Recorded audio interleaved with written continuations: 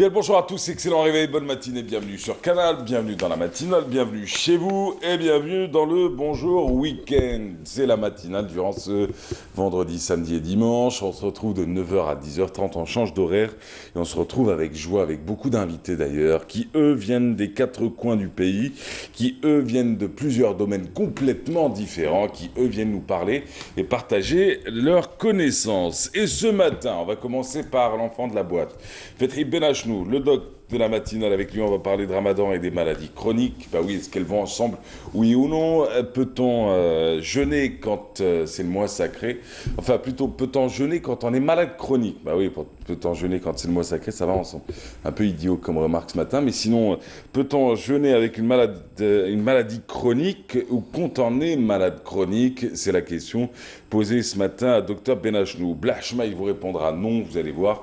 En tout cas, on y revient ce matin. Il s'appelle Ahmed Neit El-Houssine, il est directeur de la prévention de la Sûreté nationale. Et avec lui, on va parler de l'État qui a déployé énormément d'efforts pour juguler le phénomène de l'accidentalité, en témoignant les chiffres en baisse des accidents.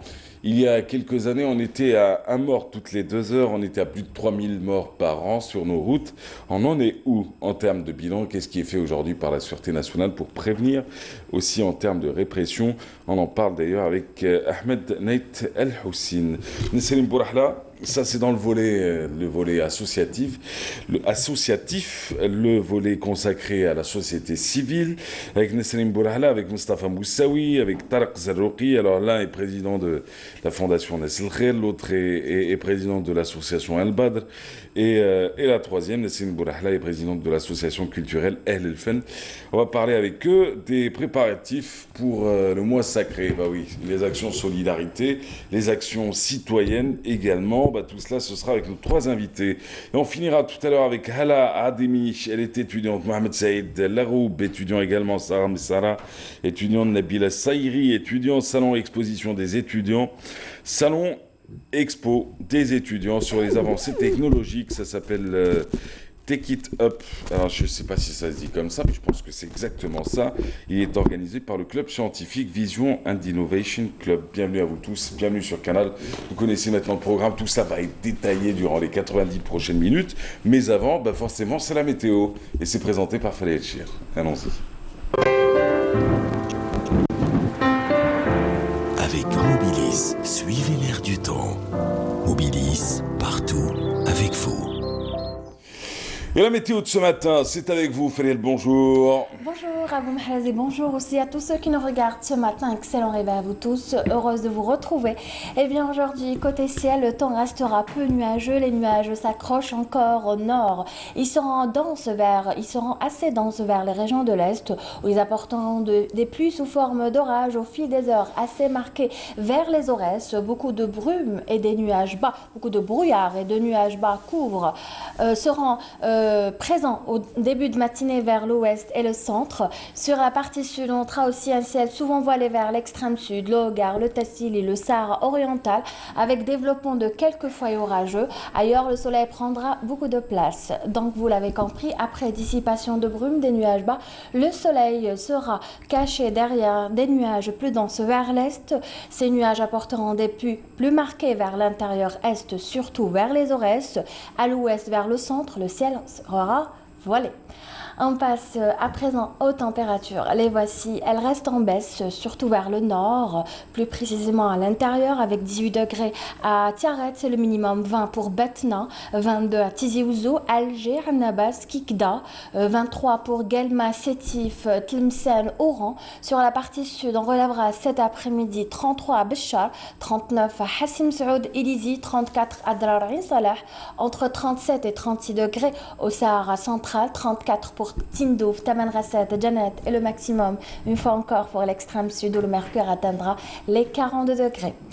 Place ce matin, place à l'Europe. Aujourd'hui, le ciel sera nuageux vers l'ouest du continent. À l'est, le soleil s'imposera largement, malgré la présence de quelques nuages qui lui feront de l'ombre. Des nuages plus denses à Prague, un ciel souvent voilé aussi à Copenhague, Varsovie, Bucarest.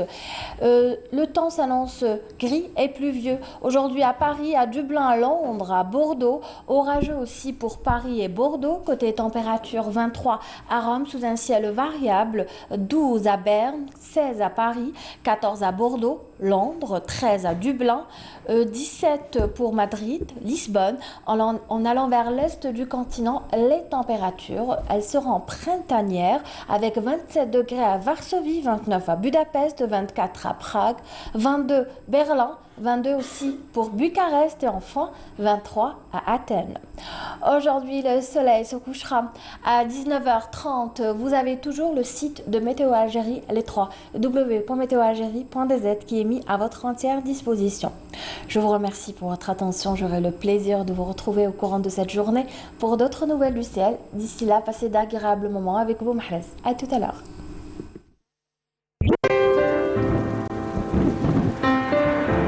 Avec Mobilis, suivez l'air du temps.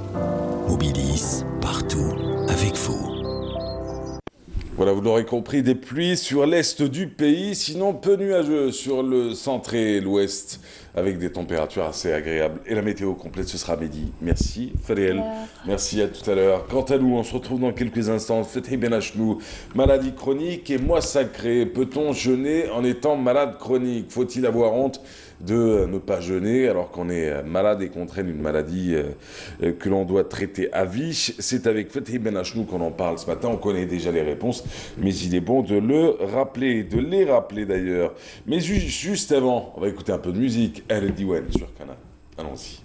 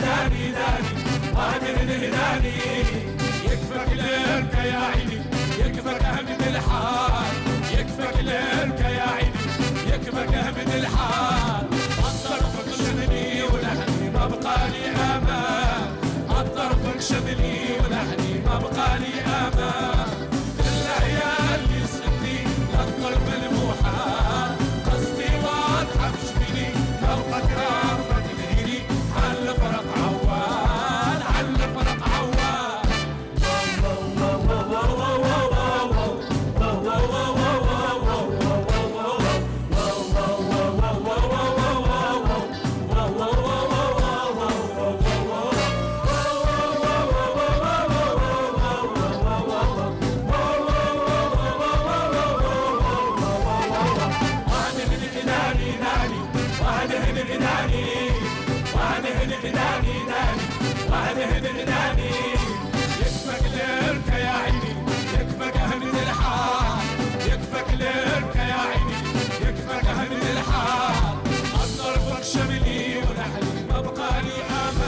Excellente matinée à vous tous. El Diwan avec plusieurs artistes de plusieurs groupes d'ailleurs. Bonjour docteur Benachnou. Sabah al-khair. Comment allez-vous? Ça va, alhamdoulilah. On ouvre la Bonjour parenthèse à- ou pas? Comment? On ouvre la parenthèse ou pas?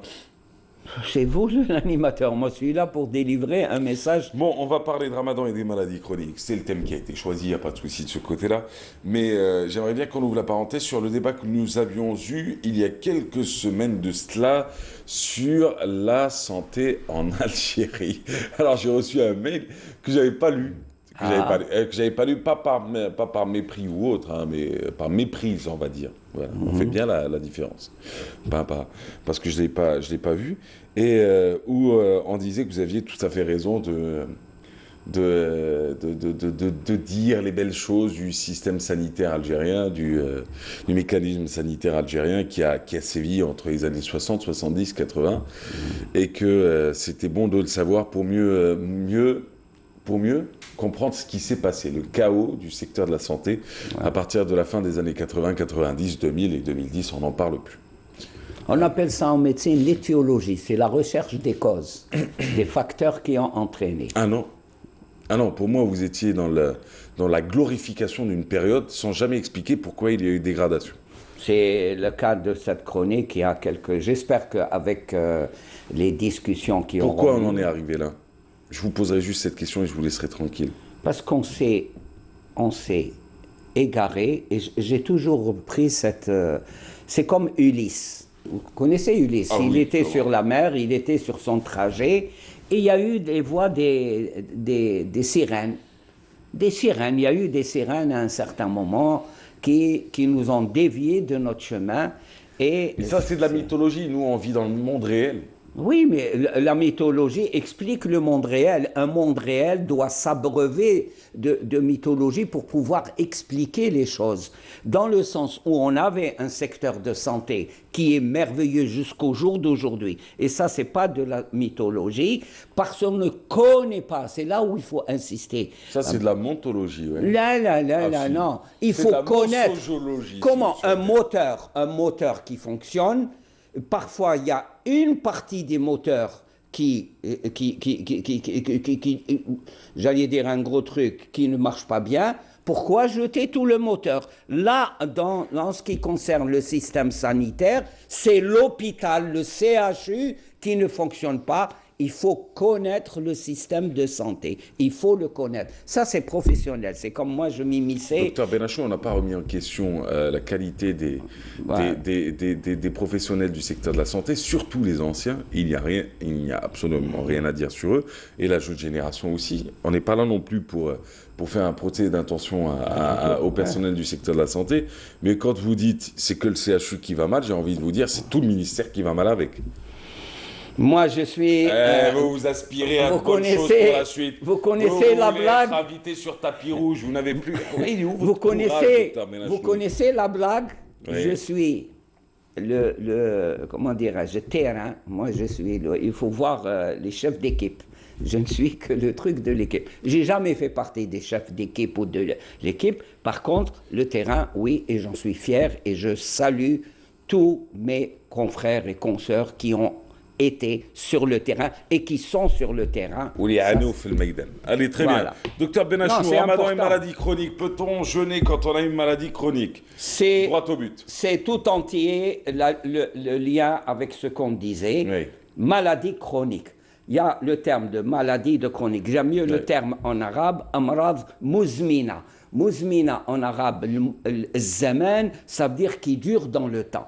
Donc, elles ne sont pas fonction de l'été, de l'hiver, de Ramadan, de l'Eid, tout ça. C'est un comportement qui doit être permanent.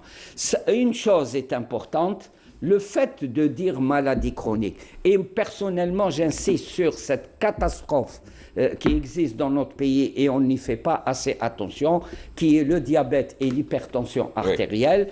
Et ça, c'est important. Quand je disais qu'on avait un bon système de santé où il est basé sur la prévention. La prévention, c'est l'éducation sanitaire que l'on confond, hélas, par certains collègues, que l'on confond avec l'éducation thérapeutique. L'éducation sanitaire, c'est d'abord expliquer aux gens qu'est-ce que c'est telle maladie, comment est-ce qu'on peut l'avoir, quel doit être notre comportement, quel doit être plus précisément notre mode de vie, qu'est-ce qu'on doit manger, qu'est-ce qu'on doit respirer, quelles sont les activités que l'on doit mener. Et l'éducation thérapeutique, c'est quand la maladie est installée. Hélas, je dis 1000 fois hélas qu'une maladie telle que le diabète s'installe parce que c'est quelque chose que l'on peut. C'est une situation, c'est une pathologie que l'on peut prévenir en faisant de l'éducation sanitaire pour ne pas avoir à faire l'éducation thérapeutique. Pas de problème. Ce qui est important, on dit il faut aller chez le médecin. Non, il faut, dans ce cadre-là, surtout les diabétiques, qu'il aille chez son médecin traitant. C'est cette partie médecin traitant. Pourquoi? Pourquoi? Parce qu'un médecin traitant vous connaît à la longue, il vous suit, il sait, il connaît votre personnalité. Il connaît votre discipline, il connaît votre acceptation de la maladie, il connaît les chiffres biologiques, votre taux de sucre, comment il évolue, est-ce que vous le faites régulièrement, est-ce que vous suivez un régime comme il faut, est-ce que vous avez un bon contact avec votre médecin et vous vous référez à lui. C'est là où maladie chronique, la question n'est pas d'aller chez le médecin. Ensom ou la mansom. C'est ridicule cette question parce que si le médecin traitant vous connaît, c'est lui qui vous donnera en accord avec vous, en relation avec vous. C'est pas le bon Dieu, som ou la mansom. Non. Et d'autant plus qu'il ne faut plus accuser le jeûne du mois de Ramadan. Il ne faut plus l'accuser dans le sens où il est codifié. Même le jeûne, la prescription du jeûne, elle est codifiée. Si vous êtes malade, s'il y a en voyage. Donc, même le jeûne obéit à des critères. Et le fait d'une maladie chronique, ce diabétique, cet hypertendu, une chose qui est importante. On n'explique jamais aux malades qu'est-ce que c'est que ce comprimé que vous prenez. Ce comprimé est un produit chimique à visée thérapeutique ou palliative, ce comprimé. Et il faut savoir que ce comprimé a une durée de vie. Il va agir pendant 6 heures, il va agir pendant 8 heures, pendant 12 heures. Et après, votre corps va être débarrassé de l'action de ce médicament. Donc, les horaires, en fonction des horaires. Regardez, il y a toute une réflexion, toute une pédagogie à faire. Ce Ramadan qui a lieu parce que c'est le mois lunaire, on suit l'évolution de la Lune, on suit la Lune, l'apparition de tous ces éléments. Donc, il est décalé. Le moment où je dois prendre mes médicaments est décalé. Pourquoi? Pour tenir compte essentiellement du fait que mon corps ne sera pas privé et vide de tout médicament. Ensuite, ce qu'il faut dire, le jeûne en lui-même, le problème, ce n'est pas l'alimentation. Dans le jeûne, dans tout jeûne, il y a le gros problème, c'est la déshydratation. C'est-à-dire que l'on perd de l'eau qui est extrêmement importante. Et puisqu'on est le mois de Ramadan, on dit « Wa khalaqna min al-ma kulli shay'in hayy » Allah, il dit qu'il nous annonce que tout ce qui est vivant, toute opération vivante, elle est basée sur l'eau. Donc, le fait de jeûner et le fait de vivre dans la journée, au moment où je parle, au moment où il y a mes organes font leur boulot, l'organe digestif, surtout le rein, il y a une grande consommation d'eau qu'il faut régulièrement, d'une façon permanente, assurer et combler, parce que sinon, on va avoir une déshydratation et on va accentuer un organe qui a énormément besoin de l'eau, c'est les reins.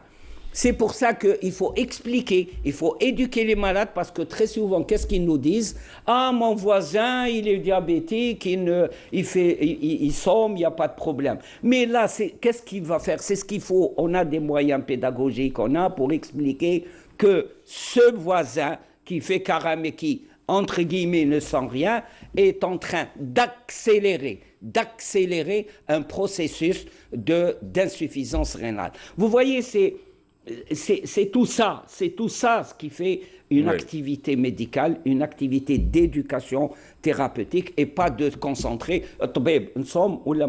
Je fais carême ou je fais pas. Ça, c'est absurde, comme ça, à froid. Voilà, c'est tout ça qui est... Ouais, c'est bien. Vous savez ce que je fais depuis tout à l'heure? Je suis en train de chercher le mail. J'ai reçu un message sur ma page. Ça vous regarde. Non, ça ne me regarde pas, ça vous concerne. Ouais. Non, ça ne vous concerne pas directement. J'ai reçu le message d'une femme dans le désarroi. J'ai même pas trouvé quoi lui répondre. Et elle dit? Et elle dit, j'arrive pas à le retrouver parce que en ce moment, vous à savez, peu près, c'est l'idée qui est importante. Je suis atteinte d'un cancer. J'attends mon rendez-vous de radiothérapie et je ne suis pas sûr de survivre d'ici là. Faites-en ce que vous voulez, continuez à me dire que le secteur de la santé algérien est exceptionnel. Et faites comme ce qu'a dit le ministre de la Santé actuel, nous sommes le pays locomotive de la lutte contre la malaria. Non. Allez-y, il ne faut pas mélanger. Ah oui, non, mais je vous le dis. On c'est a pas un vous qui recevez système. ça. Oui. Je pense que vous recevez plus que moi. Non, je suis nul. Ah, si. Je suis totalement analphabète dans ces histoires de... Moi, je préfère rencontrer la personne. On vous a rencontré, on a dû vous le dire déjà. Non, jamais. Je précise ce que j'ai dit. Nous avons un système de santé, d'abord qu'il faut connaître, c'est une structuration des interventions médicales. Moi, j'insiste surtout au niveau des unités sanitaires de base qu'on appelle polycliniques, qu'on a vu détruire les centres de santé. Ces histoires de gestion du cancer, malgré un plan national du cancer et les efforts qui sont faits, la population est là. Je ne pourrai à aucun moment prendre la responsabilité de répondre à cette dame.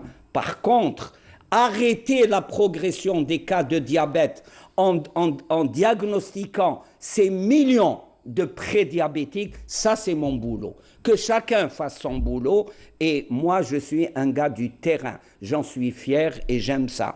Par contre, dire que quels sont les systèmes qui font qu'il y ait tel produit ou pas tel produit ou tel appareillage, c'est pas mon boulot et je suis incompétent. Il faut lui dire que je suis incompétent. C'est pas de votre non, faute, vous n'arrivez pas à faire. Non, mais c'est pas grave, c'est pas de votre faute, mais moi vous n'arrivez pas. Non, vous n'arrivez pas à faire. Croyez-moi, sincèrement, vous n'arrivez pas à faire une santé publique de base qui prévient les maladies, même le cancer. Même le cancer. Maintenant, on peut les prévenir. L'obésité, par exemple, l'obésité, qui est déterminante dans l'apparition des cancers, c'est l'OMS qui le dit. Que fait-on pour l'obésité? Rien du tout. Alors, je suis une malade atteinte. Bon, on le dit aujourd'hui, pour ceux qui pourraient l'aider, ce serait bien quand même. Ah oui, ça, oui, ok. Ouais. Je suis une malade. Alors, bonjour Monsieur Rabia, je souhaite votre aide pour un sujet qui doit être connu. Alors, déjà, elle attire l'attention sur un sujet qui ne la concerne pas qu'elle. Et ça concerne l'ensemble des malades atteints de cancer. Je suis une malade atteinte d'un cancer du sein depuis 2017. Bon, Hajat Arbi. Mais ce qui m'a choqué, c'est le fait que les malades du cancer ne disposent pas, au niveau des hôpitaux étatiques, d'un TEP scanner. Ça veut dire quoi, un TEP scanner? C'est une dernière technologie. Qui est très nécessaire pour évaluer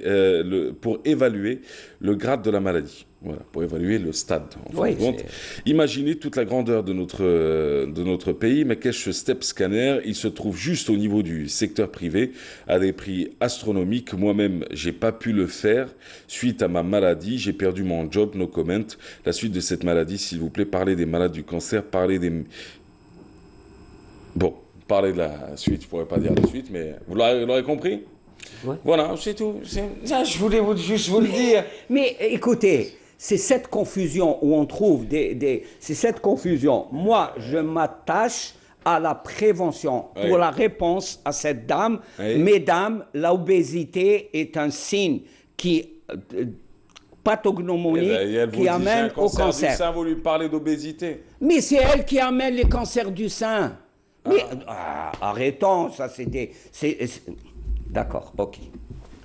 Là, vous êtes en train de faire les suffisants que nous avons connus durant les 20 dernières années. C'est-à-dire, ah non, je ne parle pas avec toi, tu ne connais pas, tu ne peux pas poser la question. Pas du tout.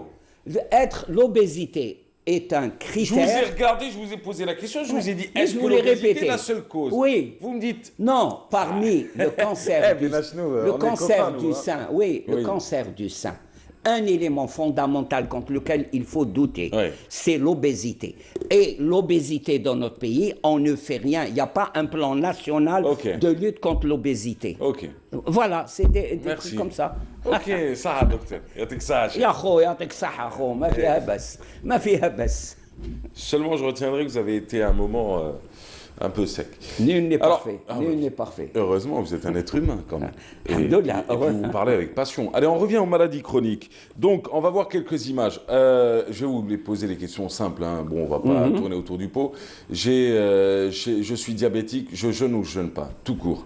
C'est cette question qu'il faut plus poser, que je ne réponds pas. Allez voir votre médecin traitant. Votre médecin traitant, je l'ai dit et je le répète. Allez voir votre médecin traitant. C'est lui qui vous connaît. Il faut mettre de côté la religion quand on parle de santé. Mais qu'est-ce que ça a à voir? Non, parce que beaucoup disent non, moi je veux pas rater Ramadan, ça reste un des piliers de l'islam. Voilà. Et- Ça reste un des piliers de l'islam. Attention. Je dis que la prise en charge d'une maladie chronique, Ouais. telle que le diabète ou l'hypertension artérielle. J'ai expliqué il y a 3-4 minutes que les médicaments qu'on prend, pourquoi on les prend, C'est cela. le temps d'action, tout ça. Et quand on jeûne, il y a du vide. On déplace la présence du médicament. C'est tous ces éléments qu'il faut discuter en accord avec le patient, en présence du patient, et c'est le médecin traitant. Pourquoi je dis traitant? Parce que très souvent, j'ai été chez le médecin. Non, c'est toute une évaluation de l'acceptation et de la gestion de la maladie par le patient qu'il faut étudier, et c'est elle qui nous amènera à dire en tant que médecin, je prendrai cette décision, ce malade est sérieux, ce malade coopère, ce malade ne rejette pas sa maladie, ce malade suit un traitement comme il faut et le régime, je peux l'aider avec l'idée de dire s'il y a un problème, vous m'appelez au téléphone ou bien vous venez et on traite. Mais cette histoire, quand je dis vous m'appelez au téléphone, beaucoup de patients vont me dire quand j'appelle mon médecin, le téléphone ne répond jamais. Je crois que c'est ces pratiques-là qu'il faut changer et pas de dire, et c'est grave, personnellement je pense que c'est une lutte très puissante qu'il faut mener pour effacer certains comportements. On m'accroche dans la rue. Non, je répondais jamais. Je dis, je ne vous connais pas en tant que patient, mais je vous conseille. Il y a des gens malades chroniques qui ne vont pas chez le médecin, ils vont chez le pharmacien du coin. J'ai l'habitude de prendre ce médicament, on y va. On n'a pas expliqué, et Dieu sait si j'insiste sur le médicament, qu'est-ce que c'est que le médicament? D'habitude, je prenais mon médicament à 8 heures du matin, puisque c'est une décision personnelle, c'est un engagement personnel totalement, j'ai décidé de jeûner et le médicament, je ne peux rien prendre à 8 heures du matin. Je vais être obligé de le faire à 18 heures ou à 20 heures. Donc, il faut aider ce parcours de 8 heures à 20 heures. Pourquoi il faut le faire? Il faut tenir compte de tous ces éléments-là. Vous voyez, il faut maintenant une réflexion, une éducation sanitaire et expliquer point par point. Dans notre pays, à l'heure actuelle, un comprimé, on ne sait pas ce que c'est. Et puis, vas-y, que je te pousse. Allez, je vais vous montrer une photo, vous allez réagir, vous allez me dire ce que vous Très en bien. pensez. Regarde-moi ces 1000 feuilles. Oh là là. Alors, là, je me demande si c'est chez nous ou si c'est ailleurs. Mais en tout cas, on a pratiquement les mêmes trucs. Hein. on a le même truc. Ouais. Alors là, je vous remercie, je remercie la régie de passer cette photo. Elle est pathognomonique, elle est très explicite. Vous savez que dans la pratique, 2 mois après le mois de Ramadan, on a une montée en flèche des cas de diabète. 2 mois après. C'est à cause de tout étonnant. ça. Je terminerai par une anecdote. J'ai reçu, c'est ça, 2 mois et demi après le Ramadan, un patient qui présentait les signes d'un diabète. Écoutez, docteur, j'ai maigri, je pisse, tout ça. Ramadan, toujours c'est Ramadan. J'ai maigri, je fais pipi. Et oui, je fais pipi la nuit, je suis dérangé, j'ai maigri, c'est Ramadan. Il dit non, c'est normal. Non, regardez tout de suite. Ah, il s'est autodiagnostiqué. Autodiagnostiqué et on dit on essuie le couteau sur Ramadan. Le Ramadan, il supporte tout. Je lui ai dit, moi, d'habitude, c'est mon comportement. Chaque patient qui vient, je demande un bilan glycémique. Je demande bilan glycémique, il revient, il était positif. Une glycée carabinée, tout ça. Et je n'oublierai jamais ce patient.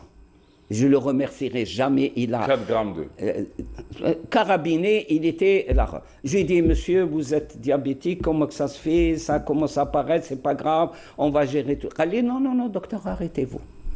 Khalil, je reconnais, c'est de ma faute. Durant le mois de Ramadan, j'ai bu, tenez-vous bien, 60 bouteilles de limonade. 60.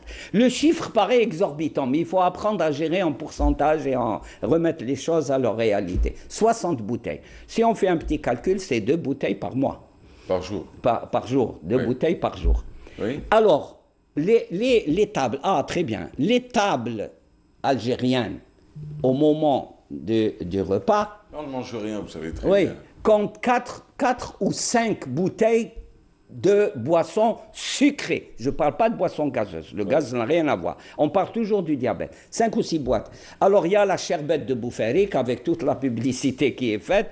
On a la publicité d'un fameux gazouz qui est lié à la société algérienne.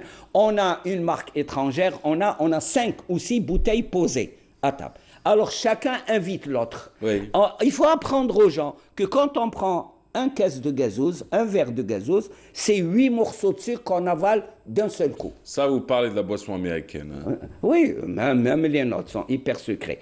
Quelle est, une question, je la poserai au caméraman ou le caméraman woman, quel est celui qui, en Algérie, ne boit qu'un seul verre d'eau? Minimum 2 verres d'eau. Ça est au moment du repas. Je ne parle pas de Sahara, tout ça. Oui. Donc, vous voyez, il a reconnu qu'il y avait un truc Il a été sauvé après?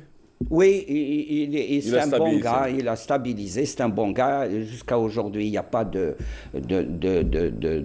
produits ou de détérioration de sa vue. Là, ça va, c'est bon. Mais vous voyez que c'est ces situations-là qu'il faut déterminer parce que bientôt, on va avoir droit, je vais utiliser un mot à la mode, un tsunami d'informations sur des produits sucrés. Et notre publicité, elle participe à l'éducation sanitaire dans le sens où il faut la réguler. Ça, c'est important. Dans les pays développés, il y a ce qu'on appelle les BVP, cher ami. BVP, ça veut dire Bureau de vérification de la publicité. Oui. Vérification de la publicité, il y a une commission étatique qui relève des trucs. Et de dire, attention, cette publicité, vous allez m'augmenter mes cas de diabète. Après, il y a l'obligation de mettre santé bouger dans certains pays où on vous dit, attention, consommer ça avec outrance, c'est pas bon. Et pour faire le lien, les sucres augmentent mon taux d'obésité qui vont favoriser l'apparition des cas de cancer. Donc vous voyez que tout est lié et que c'est une politique sanitaire efficace que l'on a grâce à notre système de santé. Merci beaucoup. De rien. C'était un plaisir. Bon. Voilà. Ouais. La semaine prochaine, vous me ramenez un cadeau? Oui, des chocolats si vous voulez. Ouais, très bien. Je vous explique plus. Merci beaucoup, docteur Benachou, c'était un plaisir. Vous l'aurez compris, hein. Maladie chronique, souvent vous ne jeûnerez pas, certes, mais ça, vous ne pourrez prendre la décision sans passer par l'avis d'un vrai médecin. Traitant. Sans aller chez votre médecin traitant. Après analyse, discussion, échange, avec cette bonne prise de contact, et lui décidera si oui ou non vous devrez jeûner ou pas. Merci, docteur, à la semaine prochaine. Formidable conclusion. Vous êtes un bon élève. N'empêche que je ne suis pas d'accord avec vous sur la question vous êtes libre. Non, mais conclusion logique. Oui. Alors, conception, On va parler de la conception du verre optique. Tiens, ça vous dit ou pas? Comment fabrique-t-on les verres à lunettes? Ouais. Ah oui, le verre optique pour vos lunettes de vue. Ben, c'est Maya Amrani qui s'est intéressée à cela en allant à la rencontre d'une entreprise familiale qui fabrique du verre, qui importe du verre et que vous portez peut-être bien vous portez leur verre. Allons-y, on se retrouve juste après. Les verres sont l'élément le plus important des lunettes et jouent un rôle essentiel pour une vision optimale. Mais avant d'être insérés dans notre monture, ils traversent plusieurs étapes que nous allons suivre. En premier lieu, c'est qu'on fait une protection des côtés externes du verre. On le positionne et on le met sur une machine pareille. Vous allez voir, il y a une protection qui se fait, c'est une protection externe du verre, bien avant le glantage. Et là, l'étape, ça prend quelques secondes, le temps de le faire glanter. Là, je vous montre directement l'exemple du verre qui est déjà glanté et rempli vers le côté préparation. Le verre semi-fini est sélectionné, puis commence un long périple. Directement, pendant 12 douchettes, la valeur, vous avez tout ce qui est valeur de fabrication technique qui sera incrusté directement sur l'écran. On emboute le verre directement sur la machine avec un système de pression et on donne le feu vert d'exécution, ce qu'on appelle le feu vert de fabrication du verre en quelques minutes qui risque d'être fabriqué.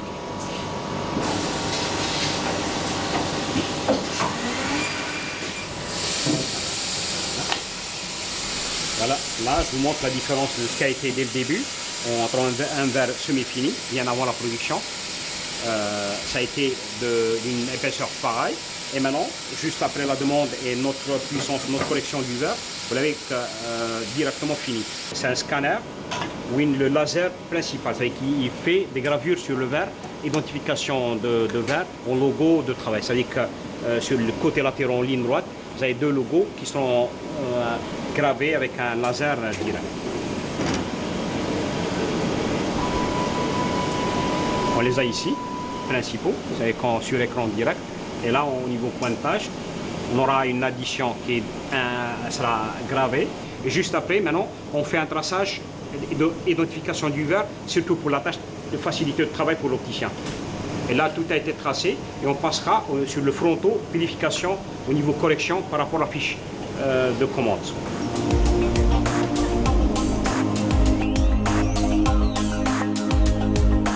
Monsieur Merzougui, opticien et directeur du laboratoire OptiLab, forme des opticiens qui se spécialisent dans la fabrication et le suivi du verre optique.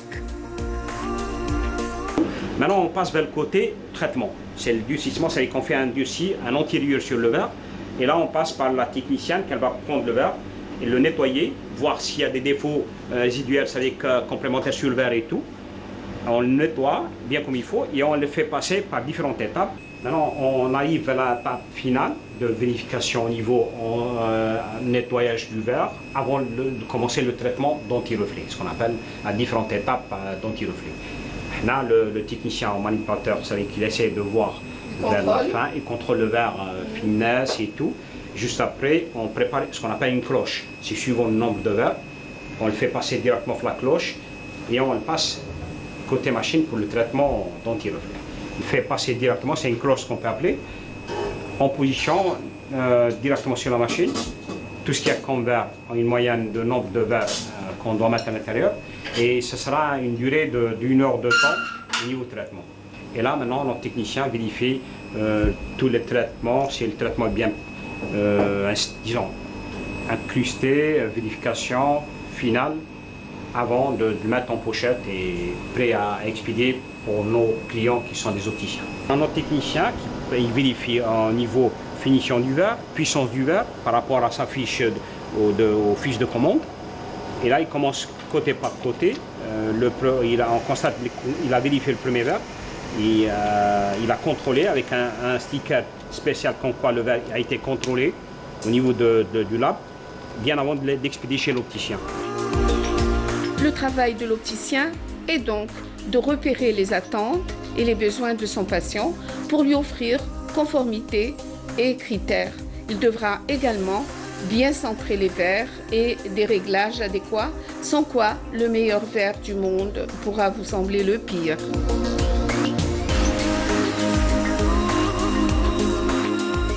Voilà, excellente matinée, c'était Maya Amrani qui nous parlait donc ce matin de la fabrication du verre optique dans cette entreprise familiale. Et ce matin avec nous, Ahmed Naït El Houssine, bonjour à vous, bienvenue. Alors vous êtes directeur du Centre National de Prévention de Sécurité Routière, vous êtes également commissaire divisionnaire, bienvenue à vous, bienvenue sur le plateau. Je vous remercie pour l'invitation. Et on va parler un peu des accidents de la circulation. On va commencer avec d'abord peut-être un retour sur les chiffres du premier trimestre 2019. Pour ce qui est des données statistiques de l'accidentalité au cours du premier trimestre 2019, il y a eu une légère hausse des indicateurs, notamment pour le nombre d'accidents, puisqu'on a enregistré au niveau du Centre national de prévention et de sécurité routière une hausse de 166 accidents de plus que la même période de l'année écoulée, c'est-à-dire une hausse de près de 3,15%.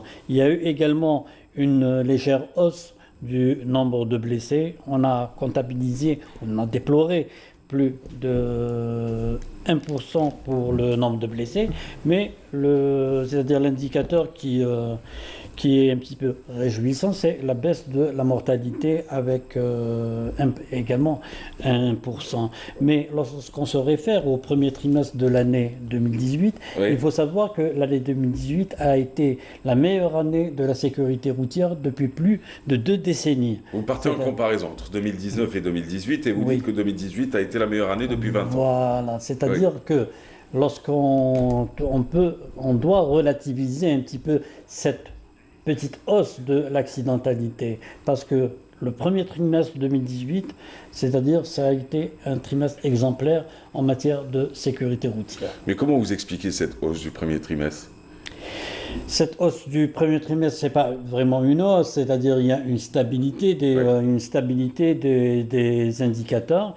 Il y a peut-être un impact sur, c'est-à-dire tout ce qui a trait à la sensibilisation. Il y a les conditions météorologiques qui ont joué également un rôle important dans la survenance des accidents, notamment au mois de janvier. Il y a eu une série d'accidents mortels qui ont été comptabilisés durant le premier trimestre 2018. Ça va nous inciter à fournir plus d'efforts en termes de sensibilisation et en termes d'éducation routière.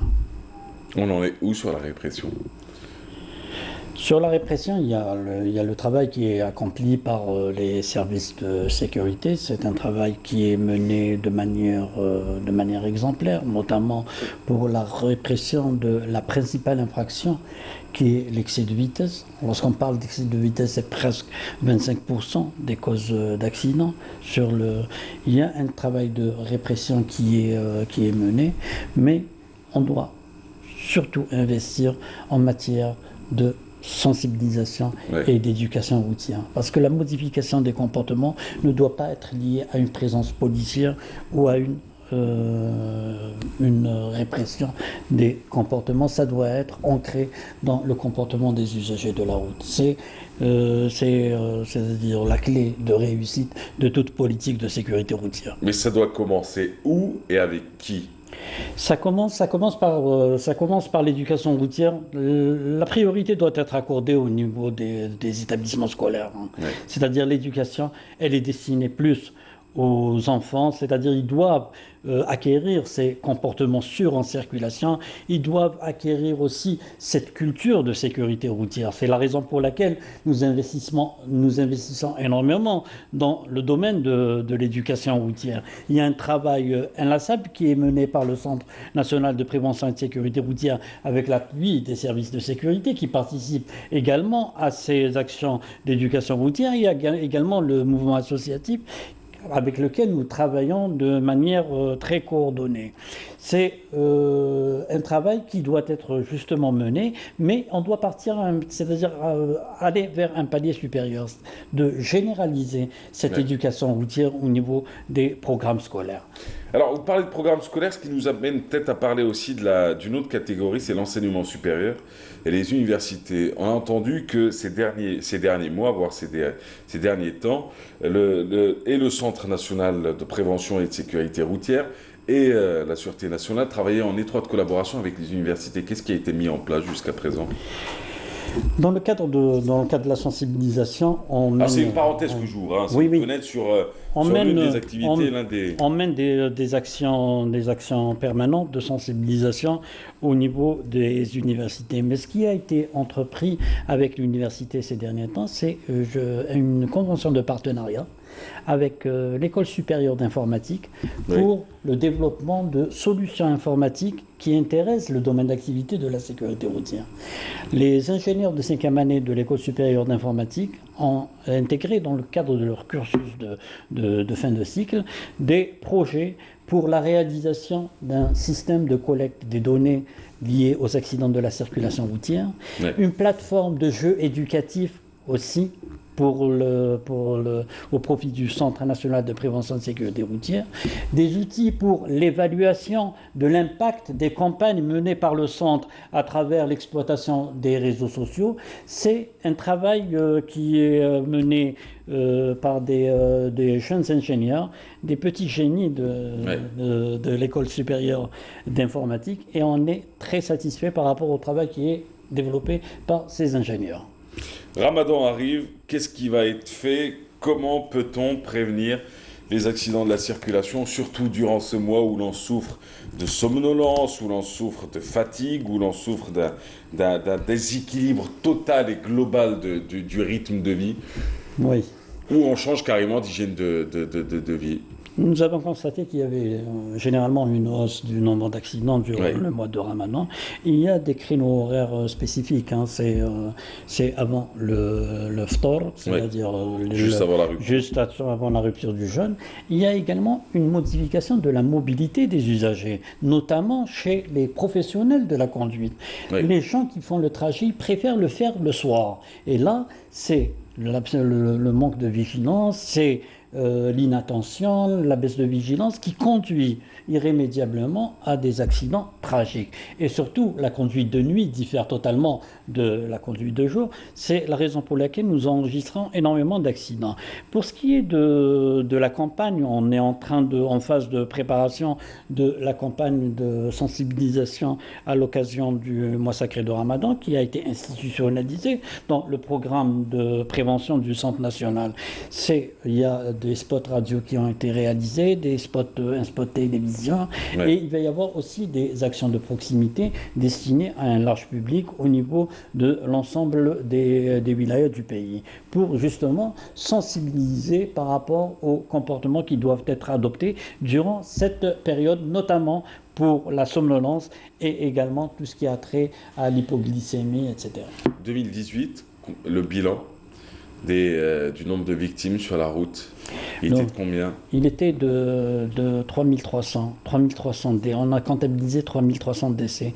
Mais si l'on compare le bilan de 2018 avec celui de 2015, on a eu un gain de 1300 vies épargnées sur les routes algériennes durant un laps de temps de 3 années. C'est quelque chose d'énorme. C'est-à-dire qu'il y a eu des efforts qui ont été déployés, mais la facture demeure tragique. Lorsqu'on parle de 3300 morts, on ne peut pas s'en réjouir. Mais il y a un travail qui est mené, il y a des efforts qui sont déployés et espérons maintenir cette cadence pour réduire un tant soit peu cette sinistralité.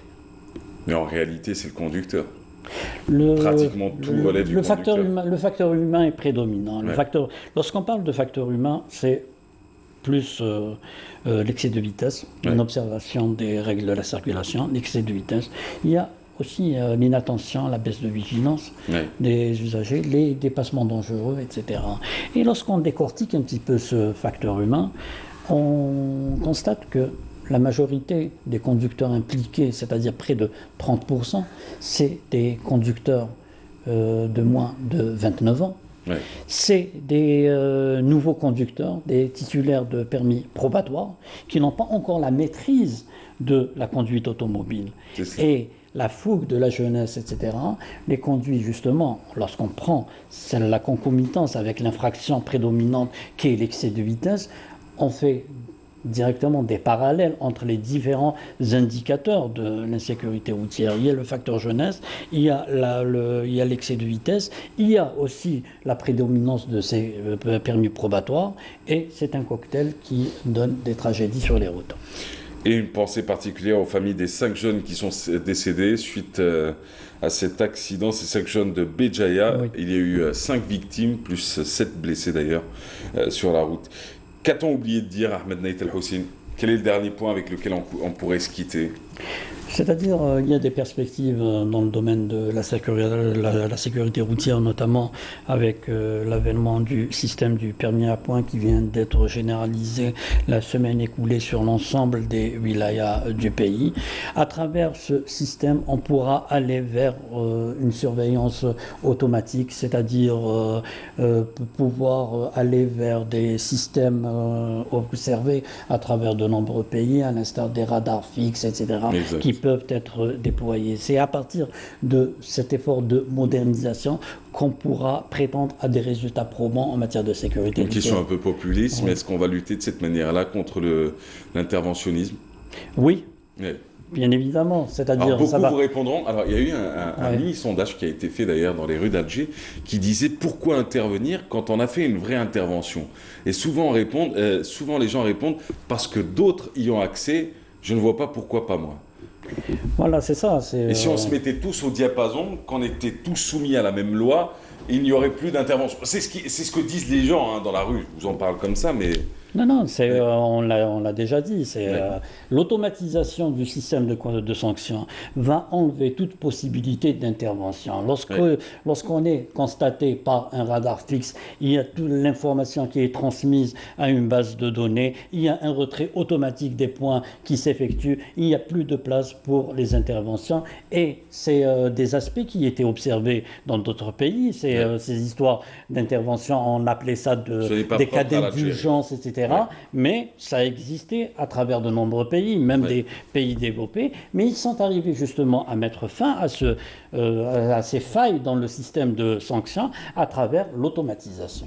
Alors, Naït El Hossein, comment on va faire? Moi qui ai déjà mon permis, vous dites qu'il est généralisé aujourd'hui. Qu'est-ce qui va se passer? Je dois me déplacer pour le changer, pour en avoir un nouveau? Dans cette première phase, il a été généralisé à travers l'ensemble des wilayas du pays pour les primo-demandeurs. C'est les gens qui viennent d'avoir leur permis de conduire. Progressivement, on va intégrer les renouvellements des permis de conduire. Le permis qui arrive à expiration, lorsqu'on part retirer son permis de conduire, on aura un permis biométrique électronique et par cette cadence, on va absorber des permis de conduire qui sont en circulation.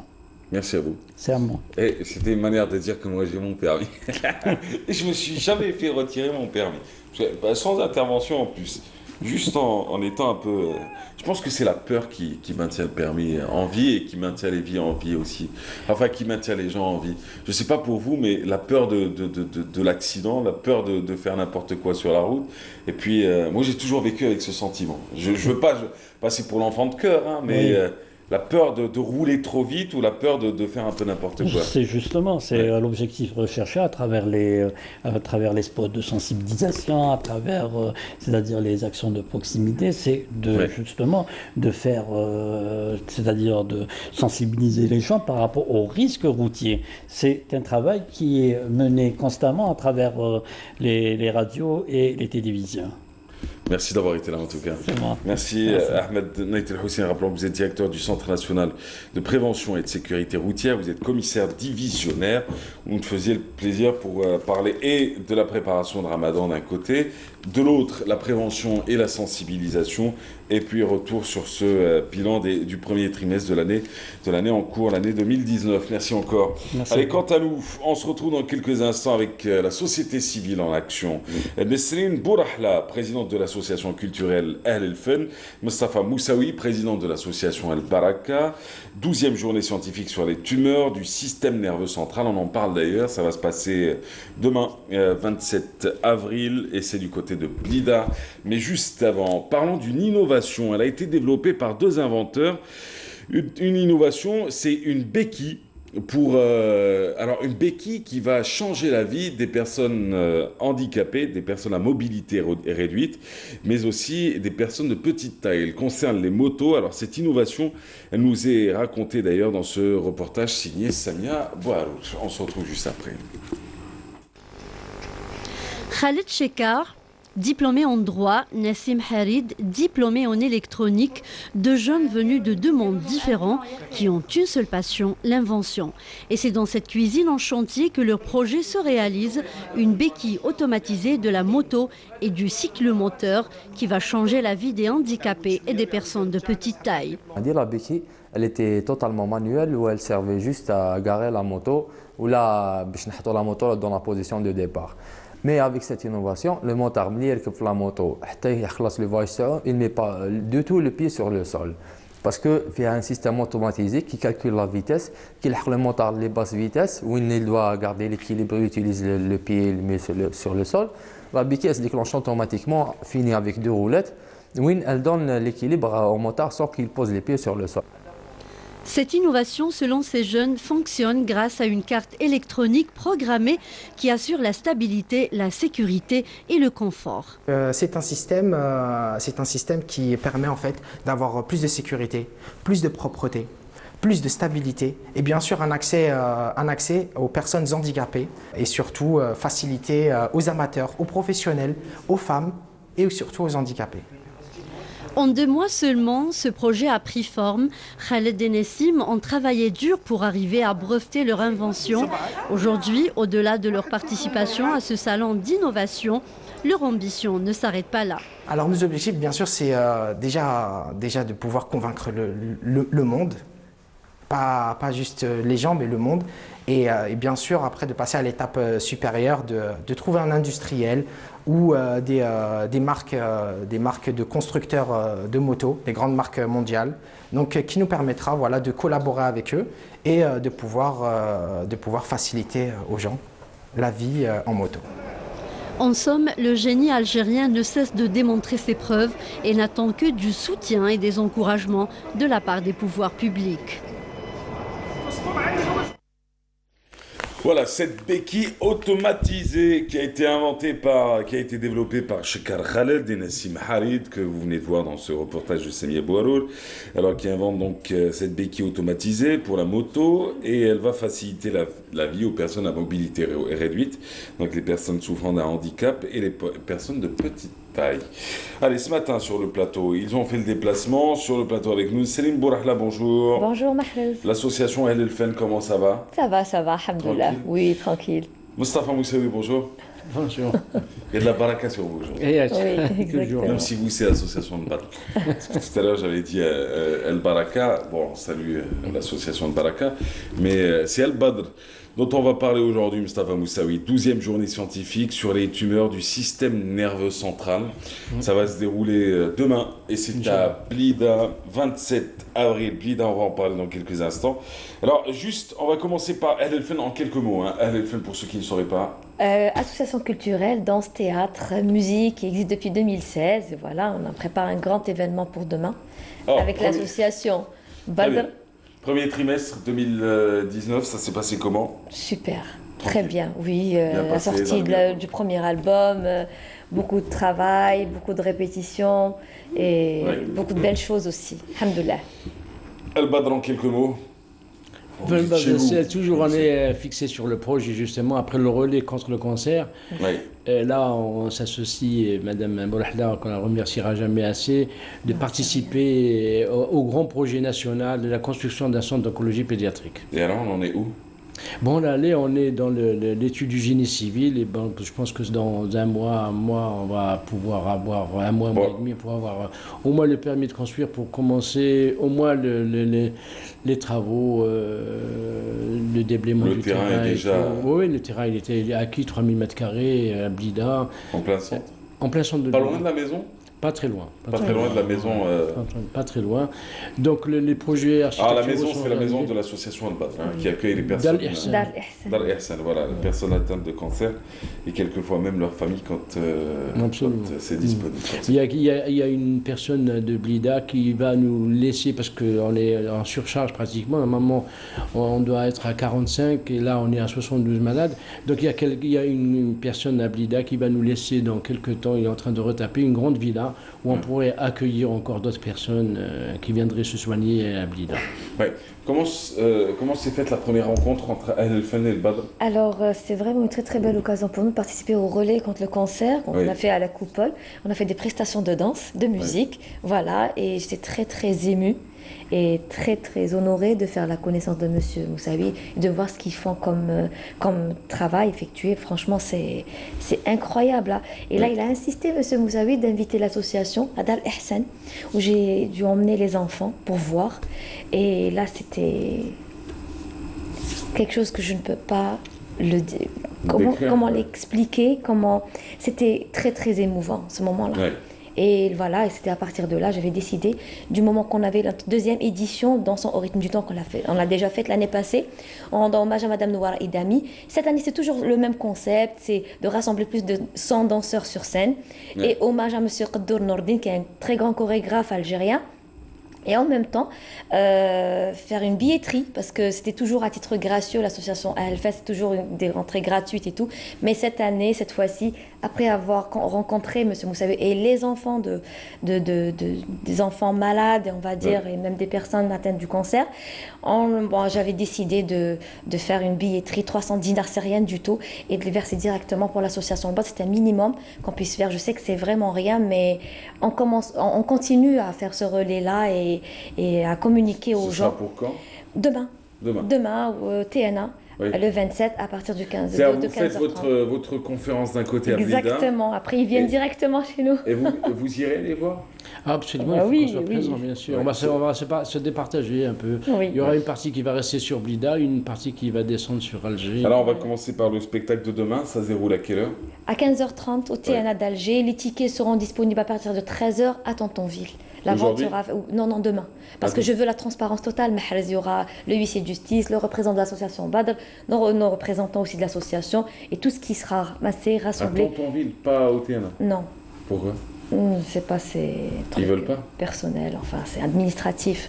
Parce ils veulent pas que vous fassiez parce que nos partenaires, c'est l'ONDA, c'est l'Office national des droits d'auteur de voisins, qui ont aidé l'association Al-Fan à louer la salle du TNA, et du coup la billetterie va se faire à Tontonville, que je remercie énormément le gérant. Oui, c'est typique. Et le gérant, M. Bouchachi, qui a ouvert les portes, n'a pas hésité une seconde. Il m'a dit, madame, il ne faut pas s'inquiéter, on est là, on ouvre nos portes à partir de 13h.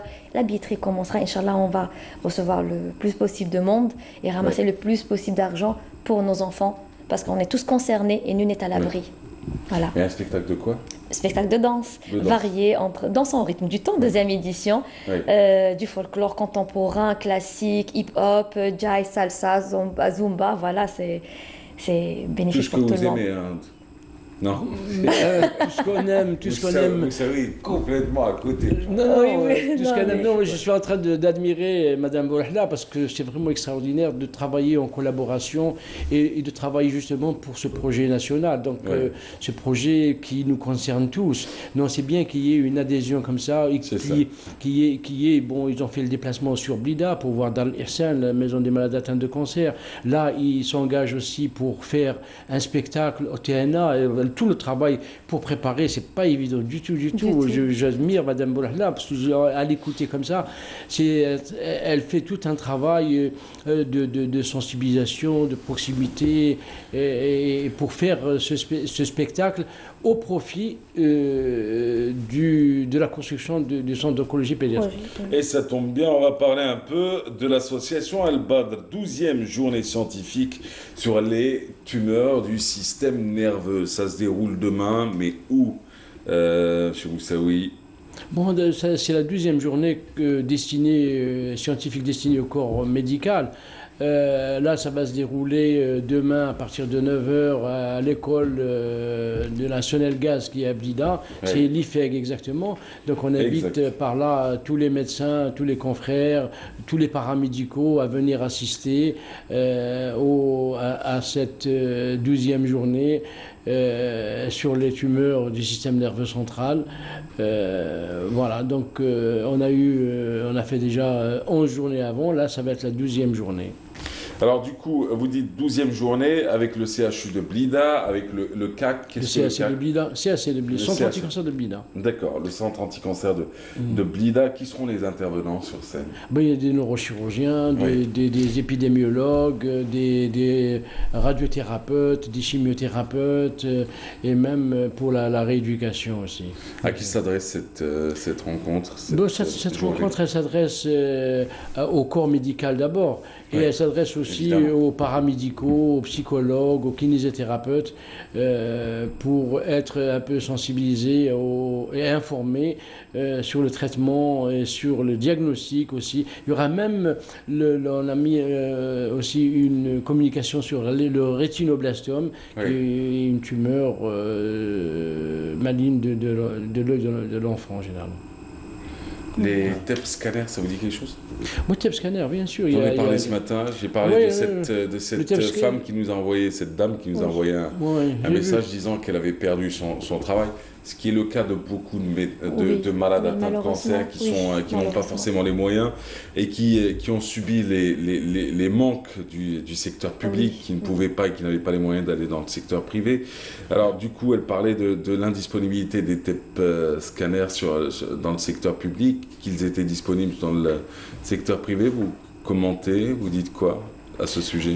Moi, je dis, le cancer, il y a un plan anti-cancer qui s'arrête en 2019, il faut qu'il y ait un autre plan cancer qui doit démarrer.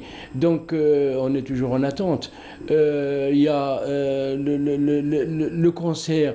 Il faut que chacun de nous s'engage dans sa vie personnelle à collaborer, à travailler et à adhérer à ce plan cancer qui existe et qui va exister. Donc chacun de nous est concerné par le cancer. Donc il ne faut pas attendre le dernier moment pour se dire bon, il me manque ceci, il me manque cela. Il faut qu'on fasse quelque chose. Nous, ça fait 13 ans qu'on est sur le terrain et on voit il y a une très bonne évolution, mais il faut qu'il y ait encore une évolution encore plus grande pour mieux prendre en charge le cancer.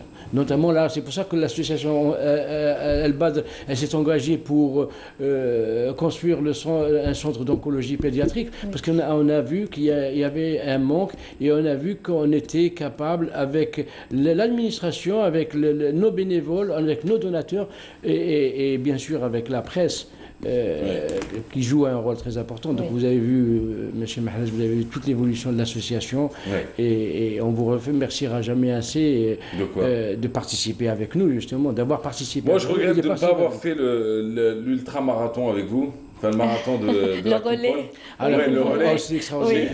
J'étais hélas absent à ce moment-là. J'étais en déplacement surprise. On le refera. C'est pas trop tard. Mais je me suis remis au sport. Je vais vous dire ça. Bon, c'est vrai que là, je fais obèse. Je fais 128 kilos, je crois.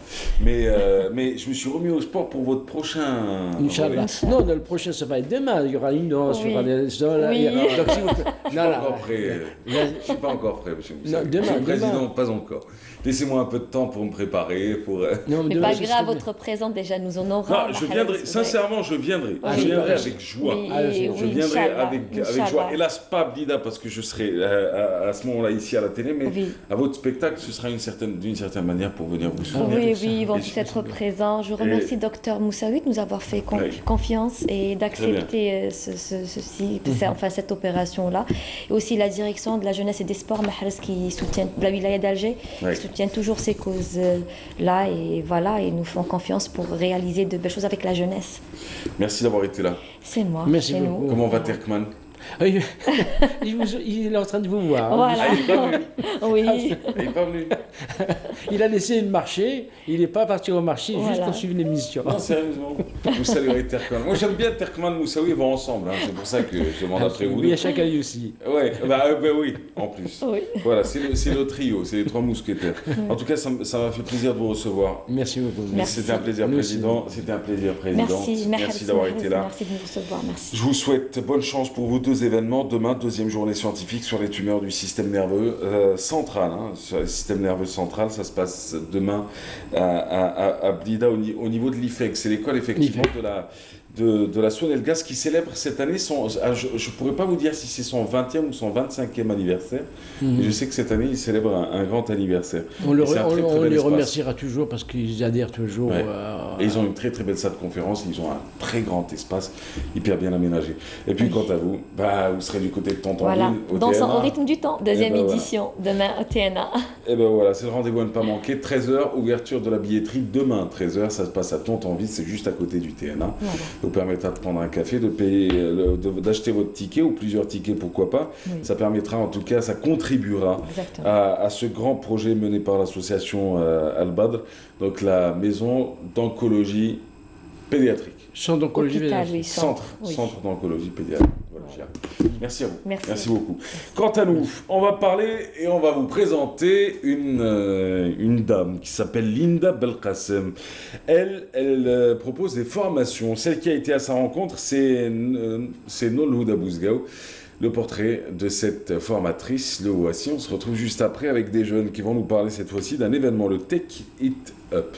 Allons-y. Centre de formation The Campus est un centre qui existe sur Sétif depuis 18 ans, depuis 2001, et sur Alger depuis maintenant une petite année. Et donc dans nos deux centres, Sétif et Alger, on propose plusieurs choses, axées autour de l'entreprise et de l'employabilité. Donc on propose des formations continues, donc c'est des formations courtes destinées aux entreprises, de la formation en langue, et de la formation aussi qui permettent aux demandeurs d'emploi de pouvoir accéder à l'emploi. C'est aujourd'hui le thème aussi de notre formation aujourd'hui, c'est notre CDC, Centre de développement de carrière. Parce que l'idée, c'est de matcher l'offre et la demande d'emploi.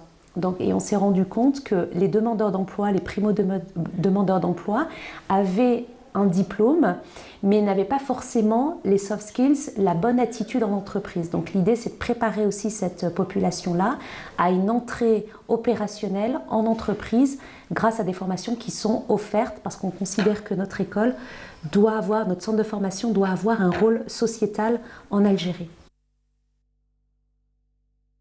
Effectivement, moi, donc je suis née en France, j'ai étudié en France, à la fois en France et à la fois aux États-Unis. J'ai fait un module aux États-Unis en commerce international et j'ai à peu près une vingtaine d'années d'expérience dans ce qu'on appelle le freight forwarding, donc c'est le transport international en Algérie. Ensuite, j'ai eu la proposition d'intégrer un grand groupe privé algérien comme directrice commerciale et marketing, donc chose qui s'est déroulée.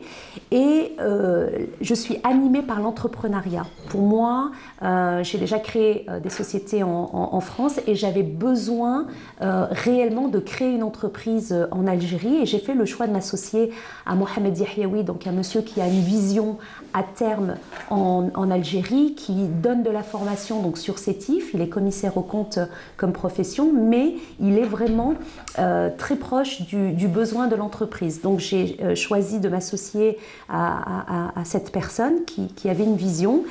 Et j'ai choisi donc de venir m'installer, donc il y a maintenant 4 ans sur l'Algérie, avec vraiment, je suis animée par la volonté d'apporter des choses pragmatiques aux entreprises, aux demandeurs d'emploi et de faire des formations aussi en lien avec le web et le digital, puisque aujourd'hui on ne travaille pas de la même manière aujourd'hui qu'il y a encore 5 ans, 10 ans. Vous avez des nouveaux métiers qui viennent sur le marché du travail et on doit absolument accompagner l'entreprise algérienne à ces nouveaux métiers. Donc nos formations sont aussi axées autour de l'environnement exogène de l'entreprise et c'est à nous d'être force de proposition auprès de l'entreprise pour dire eh bien voilà ce qui est en train de se passer à l'extérieur Et je veux tirer aussi l'entreprise algérienne vers des standards internationaux et vers des compétences aussi internationales, puisqu'on est dans une ère de mondialisation et dans une ère de numérique. L'Algérie doit absolument, et il y a un potentiel énorme en Algérie, doit absolument aussi être dans la course de ces enjeux numériques. Donc effectivement, j'ai fait le choix de remettre en question ma vie professionnelle, une situation plutôt confortable de l'autre côté, pour être utile, apporter ma pierre à l'édifice aussi pour la construction de cette Algérie nouvelle, pleine d'espoir. Et aujourd'hui, on est vraiment sur des formations qui confortent en tout cas mon choix et ma décision. C'est effectivement une excellente question. Alors évidemment, il y a encore du travail à faire en termes de parité dans un certain nombre de postes à responsabilité. Et en même temps, je vais vous donner un exemple sur l'égalité des salaires. Eh bien, j'ai été agréablement surprise de voir qu'en Algérie, à diplôme égal, poste égal, eh bien, on a le même salaire, qu'on soit homme ou femme, nous avons le même salaire. Contrairement à la France, où vous avez aujourd'hui à peu près 30% en moyenne de différence à poste égal, expérience égale et diplôme égal entre l'homme et la femme. Donc il y a vraiment des leçons à prendre aussi de l'Algérie à ce niveau-là. Et en même temps, évidemment, la femme doit doublement se battre pour s'exprimer, pour pouvoir aussi entreprendre. Ça, c'est une réalité. Il y a des initiatives aussi au niveau de la société civile. Il y a des choses qui se mettent en place. Et je pense que la femme, qui est aussi une mère, qui est aussi une sœur, qui va penser aux autres avant de penser à elle. Et on le ressent dans le mode de fonctionnement. C'est ça. avec quand même du monde. Bonjour. Bonjour. Bienvenue sur le plateau. Ça va? On s'est déjà vu, vous? Vous êtes déjà venu sur le plateau? Pas sur le plateau, mais on a eu la chance de collaborer. Ah, bah oui, l'année dernière, c'est vrai. Bienvenue à vous quatre sur le plateau. C'est des étudiants de Polytech. Hala Adimi, bonjour. Troisième année. En spécialité génie des matériaux. Troisième année en spécialité? Génie des matériaux. Bienvenue sur le plateau. Nabila Seyri. Quatrième année, génie de l'environnement. Donc deuxième année spécialité. Exactement. Toujours à Polytech. Oui. Eh bien, super. Sarah Messara. Bonjour. Bonjour. Quelle année? Deuxième année prépa, à Polytech, toujours. Deuxième année prépa, ça veut dire deuxième année tout court. Tout court. Tout court, bienvenue. Et nous avons avec nous l'homme de... T'es le seul homme aujourd'hui sur le plateau. Hein. Tu dois te sentir seul, j'imagine. Alors, Mohamed Saïd Laroub, bienvenue à vous. Alors, vous êtes en quelle année? Je suis en deuxième année spécialité, génie civil. Eh bien, bienvenue à vous quatre, bienvenue sur le plateau. Tous les quatre, vous faites partie de ce fameux club. Alors, le club scientifique Vision and Innovation Club. Vous organisez un événement. Alors, un événement qui s'appelle Tech It Up. Vous allez le présenter dans quelques instants. C'est le salon d'exposition des étudiants sur les avancées technologiques. Quelle édition qui peut en parler? Très bien. Alors, donc, c'est un événement technologique. Oui. Où il va y avoir une suite de conférences, toujours dans le domaine technologique, la matinée. Oui. Et l'après-midi sera consacré pour le salon d'exposition, qui commencera à 13h exactement. D'accord. C'est le 4 mai prochain. Tout à fait, exactement. Combien d'exposants? Et qui sont-ils? Très bien. Donc, par rapport à ce point, on a lancé un formulaire d'inscription par rapport aux étudiants inventeurs qui veulent exposer leurs inventions et présenter leurs idées. Donc, il va y avoir des exposants professionnels et des étudiants aussi qui ont des inventions pour les exposer et les présenter. C'est l'édition numéro 3. 3. Comment se sont passées les deux précédentes éditions? Qui peut en parler? La première s'est passée en 2015 et la deuxième en 2016. Et alors? Ça s'est très bien passé. C'est juste cette année, on se concentre beaucoup plus sur le salon d'exposition. Il y avait un peu plus de conférences sur les éditions passées. Cette année, on va se concentrer sur le salon et aussi pour cette année, enfin, je pense que ça va être encore meilleur parce qu'on a pris une pause. On ne l'a pas fait l'année dernière ni celle d'avant. On a pris une pause parce que c'est difficile de trouver, genre l'année d'après, de faire une édition vraiment différente par rapport aux avancées technologiques, par rapport aux découvertes et tout. Alors jusqu'à présent, vous avez dit que vous avez lancé un formulaire d'inscription, Tout à fait, mais vous avez combien effectivement. d'inscrits jusqu'à présent? Justement, on a estimé une 50aine de stands. Oui. Oui, donc on a eu pas mal de réponses par rapport à ce formulaire-là. Et voilà, on est arrivé à une 30aine de stands. Voilà. C'est déjà pas mal. Hein. Oui, Trentaine de effectivement. postulants. Après, Oui. bien sûr, il y aura une sélection pour... Ah, vous allez encore sélectionner? Sélectionner Voilà. les meilleurs pour exposer. Alors quel est le rôle de chacune et de chacun? On commence par vous. Donc, personnellement, je suis le vice-président du club. Oui. Et donc, j'assiste l'équipe organisatrice de Tech Étape comme étant un membre, Un superviseur. un superviseur. Voilà. Donc, je supervise l'équipe à peu près comme j'ai... Superviser les travaux je suis- finis, quoi. Voilà, je suis celui qui a le plus d'expérience le club par rapport à l'équipe organisatrice. Ouais. Donc C'est voilà, le je leur mentor montre à de- peu près comment faire les choses. Ça se passe bien jusqu'à présent? Très bien. Pour l'instant, c'est... Pour vous? Je suis responsable des relations extérieures et des démarches concernant le sponsoring, etc. avec les autres entreprises. D'accord. Donc, les relations extérieures aussi, mais je suis responsable du contact avec les exposants. Ce qui est fabuleux, c'est que vous sortez du cadre de vos études, hein. C'est-à-dire que vous apprenez aussi d'autres métiers. Tout à fait, Qui ne sont exactement. pas forcément enseignés à l'école Exactement. polytechnique. Pour vous? Je suis le chef de projet. Vous êtes le chef de projet? Oui. C'est ça que vous en parlez avec autant de passion. Oui. C'est super ça. Alors du coup, vous avez choisi Polytech, c'est mieux, hein? Vous Oui, êtes chez parce vous, que en ça fin se de compte. contredit pas Ouais. avec le concept. Ça C'est marche ça. bien avec le concept. Oui. Et... Déjà, Maintenant, on est Polytechnique, chez c'est vous, voilà. c'est une On est chez institution, c'est une référence en termes de qualité d'ingénieur, donc c'est très prolifique. Ouais. Et donc, c'est un cadre exceptionnel pour mettre en place et encadrer cet événement. C'était logique, un choix logique. Sur la trentaine de candidatures, il y en aura d'autres qui vont se présenter bien évidemment. Vous allez en Tout à choisir fait. combien en tout? Exactement, une cinquantaine. Une cinquantaine. Une cinquantaine. D'accord. Quel type de technologies seront présentées, d'innovation, d'invention? Justement, par rapport à ce point, on a ciblé tous les types possibles de la technologie. On n'a pas vraiment précisé un terme de technologie précis. Voilà. Il y Un aura- robinet intelligent peut être exposé chez vous? Oui, Oui, pourquoi pas. Oui. Pourquoi pas, c'est une bonne idée au contraire. c'est bien ça. Il y aura plusieurs thèmes, il y aura l'intelligence artificielle, il y aura la robotique, il y aura la 5G, la 6G aussi. Oui, par rapport aux conférences, bien sûr. Oui, de la par rapport aux médecine. conférences. Oui. Ouais. Les conférences seront animées par? On s'est basé beaucoup plus sur les anciens polytechniciens par rapport C'est aux ça. conférences. Voilà. Donc, Il y aura parmi eux Karim Bolouri, tout à fait. Karim Belouri, par le exemple. directeur de Brinko. Il y aura d'autres, donc restez branchés. Ah, c'est super ça. Ouais, Comment va Polytech? Très bien. très bien. Vous êtes en cours ou vous êtes en grève? On est en grève. Oh, ça, d'accord. Je me disais bien, ah oui, Polytech. Ah, vous êtes à fond dedans, quoi.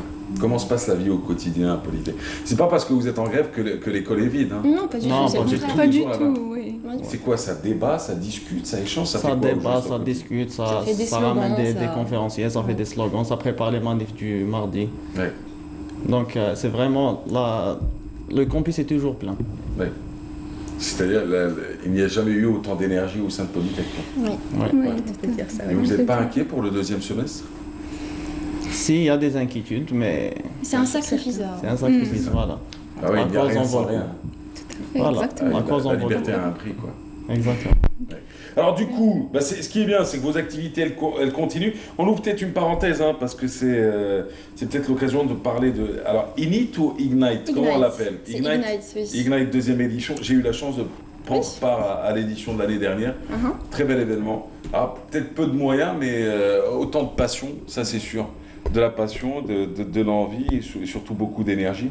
Alors sur le Ignite, ça va se passer par contre la semaine prochaine. Oui, en fait, ça sera au cours de cette semaine, le 2 mai, ça sera un jeudi. C'est cela.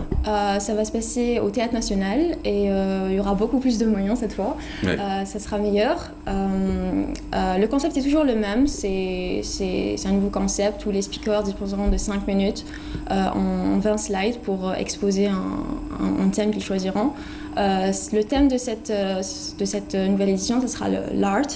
Art is within us. Donc on va plutôt se focaliser sur changer la vision des gens par rapport à l'art. Ouais. Donc on a cette idée préconçue que l'art c'est à une certaine catégorie de personnes, aux nobles, et que ce n'est pas divers. Alors que non, on peut trouver l'art dans la science, on peut trouver dans le dessin, dans la musique certes, mais aussi dans la science, dans beaucoup d'autres choses. D'ailleurs, on va avoir des speakers très variés. Ils vont aborder plein de sujets sur les maths, sur coding, like informatique, et plein d'autres surprises, Inch'Allah, au cours de l'événement. C'est super, ça va se passer donc jeudi prochain et ça se passe au TNA. On revient un peu à Take It Up. Alors c'est ouvert à tout le monde? Bon, principalement les étudiants et... Des étudiants de quoi? Tous les étudiants. De tout le monde, donc toute la communauté estudiantine. Toutes les personnes qui sont intéressées Voilà. vraiment par le concept de la technologie peuvent venir. Peuvent se déplacer, peuvent accéder à... Toute personne intéressée par la technologie. C'est super ça. Ouais. Ah, c'est bien. Il vous manque quelque chose en termes d'organisation? Non, ça se passe. Tout est prêt? Oui. Tout est ok? Peut-être Mohamed Rabia pour animer. Oui, tout à fait. Vous êtes gentil, mais moi j'ai vieilli, ça y est. Non mais c'est très bien ce que vous faites, hein. Bravo, parce que Polytech cette année, j'ai l'impression que les années précédentes, c'était d'autres écoles qui étaient très présentes sur ce plateau. Cette année, c'est Polytech. Il n'y a pas une semaine où on ne reçoit pas un appel téléphonique de Polytech. Alors il y a le Ignite, et on va en parler d'ailleurs du Ignite dans les prochains jours, parce que bon, on va inviter aussi le comité. Là, on a fait une petite intro sur l'événement de jeudi, mais on aura le plaisir de recevoir aussi d'autres étudiants qui vont venir nous en parler ici sur le plateau. Il y a eu aussi, vous avez fait la fameuse, alors c'est pas la kermesse, comment on appelle ça, votre événement là, celui de... AEC? Le Algerian Engineering Competition. Non. Engineers Gala peut-être. Le Engineers Gala. Engineers Gala. Oui. Yeah, it's very nice. C'est en I cours de speak English préparation. like a Pashtun, please. Slowly with me. Alors du coup, non, c'était le Charity, je pense. Le Charity, c'est à vous? Ah, le Charity Non, Festival, non. c'est un autre club. de l'école Qui nationale exhibe à polytechnique. Polytech. C'est le Non, mais cas. c'est Polytech. Oui, mais c'est Oui, c'est Polytech. Ah, non, je parlais de Polytech. Hein. Après c'est bien. C'est bien qu'il y ait 40 000 clubs chez Polytech. Au contraire, il faut que ça bouge chez vous. Oui, tout à fait. Au contraire, mais pour dire que les étudiants et que les futurs polytechniciens sont omniprésents et ont des actions sur le terrain fabuleuses à saluer à chaque fois. Bon, qu'est-ce qu'on a oublié de dire? Y a-t-il quelque chose qu'on a oublié de dire? Samedi prochain. Samedi prochain. 4 mai. À Polytechnique, à partir de 10h du matin. Le formulaire, on le retrouve où? Vous retrouvez sur Facebook, voilà. Sur Facebook, notre... la page c'est Tech Etap. L'événement, il s'appelle T-E-C-H-I-T-U-P. Tout à fait. La page VIC ENP. Tech Etap. Et on retrouve le formulaire, on peut s'inscrire. Tout à fait. Vous retrouvez d'ailleurs le formulaire dans la description de l'événement. Ouais. Vous allez retrouver le... En matinée, on l'aura compris, c'est les conférences des anciens qui vont parler de technologie. Et après, il y a un grand volet qui est consacré à l'exposition. Tout à fait. Exactement. On n'a rien oublié. Vous avez une bonne note au premier semestre? Très bien. Combien? 14. Ah, c'est bien. C'est cool. 4e année. 4e année. Oh mon Dieu. Et vous? Oui, ça va. On ne donne pas la moyenne? J'étais majeure de ma classe, donc... Majeure de votre classe? Ah ouais, c'est bien. Vous faites, vous êtes, d'accord. Alors vous êtes major de votre classe. Ça veut dire combien de moyenne tout ça? Aux alentours de 17. Ah oui, quand même. Vous faites quoi dans la vie au-delà des études? J'ai une vie comme monsieur tout le monde, madame tout le monde en l'occurrence. Mais... Madame et monsieur. Voilà. Ouais. Mais voilà, on persévère et... Vous faites du sport, vous faites du théâtre, vous faites quelque chose? Je fais du sport entre autres. Oui. Ouais. Tranquille. Et vous consacrez combien d'heures d'études? Ben, quand on suit... La clé en fait c'est de suivre les cours pendant qu'on fait les cours, on en suit. Sinon après, c'est un stéréotype vraiment de dire qu'on s'acharne à étudier. Alors que c'est pas le cas. Non, pas du tout. On est intelligent ou pas? C'est ça. Ah ouais, t'es bête ou t'es pas bête. Hein. C'est ce que me disait mon grand-père. T'es bête ou t'es pas bête. Je connaissais déjà la réponse chez lui. Donc du coup, c'est juste... ouais. Bon. C'est ça. Vous voulez faire quoi plus tard? Ben, on verra. Ah oui. C'est l'ère de la jeunesse. Hein. Vous avez... Le pays vous attend, j'ai envie de vous dire. Exactement. Tout à fait, exactement. Et vous? Ça va, mais on n'a pas eu encore de moyenne, malheureusement. Ah oui? Pourquoi? Oui. On n'a pas eu nos moyennes encore. Peut-être, ouais. Il n'y a pas eu de délibération non plus. Comment tu as eu ta moyenne, toi? Ça dépend des départements. Ça dépend de chaque département, en fait. Chaque spécialité. Bon, ça va aller, quoi. Oui. Tranquille. Tout à fait. Moi, je vous souhaite beaucoup de succès. Merci. Beaucoup de réussite. Pour le Ignite, déjà. Parce que c'est jeudi. Et pour le Tech It Up, le rendez-vous incontournable, invention et innovation dans le domaine des technologies, pas dans l'invention en général.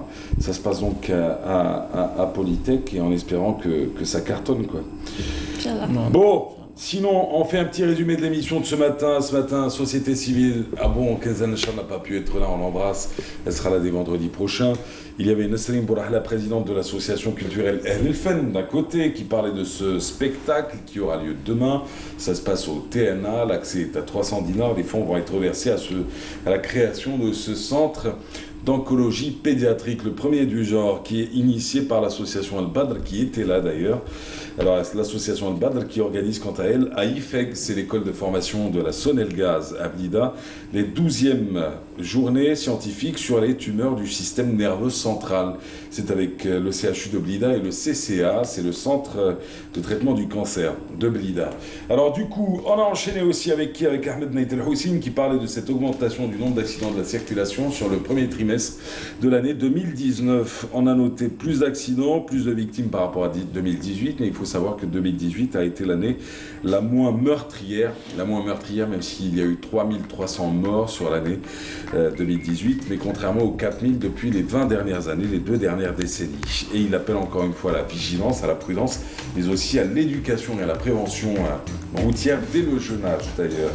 Et puis on avait commencé avec Fethi Benachnou, comme d'habitude, prévention. Alors lui, il a parlé des maladies chroniques et le ramadan. Maladies chroniques, est-ce que ça va avec ramadan, oui ou non?